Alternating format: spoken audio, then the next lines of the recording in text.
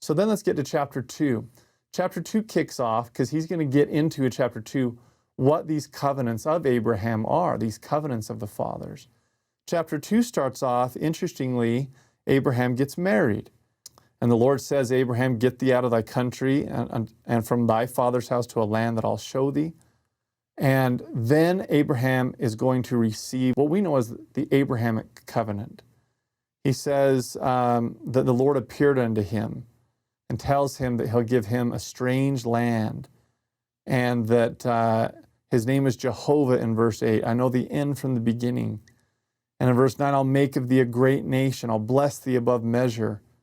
Make thy name great among all the nations, and that thou shalt be a blessing unto thy seed after thee, that in their hands, in Abraham's seed, remember, he doesn't have any children yet at this time. He's just got married and they can't have children. But the Lord promises him a great posterity, and that in their hands they'll bear this ministry and priesthood to all nations. And in verse 10, I'll bless them through thy name, that as they receive the gospel, they'll become the children of God.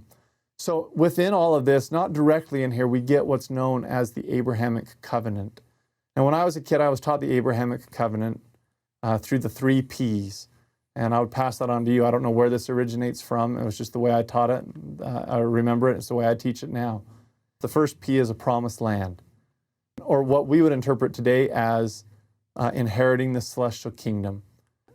Abraham was promised priesthood covenants and power and authority as a high priest, power through those ordinances. And then third, he was promised a numerous and unending posterity, what we might interpret today as having eternal marriage and eternal increase, to use the phrase that section 131 and 132 uses. Promised land, priesthood, posterity. Those are the 3 Ps of the Abrahamic Covenant. And frankly, this isn't Abraham's covenant. It's not originating with him.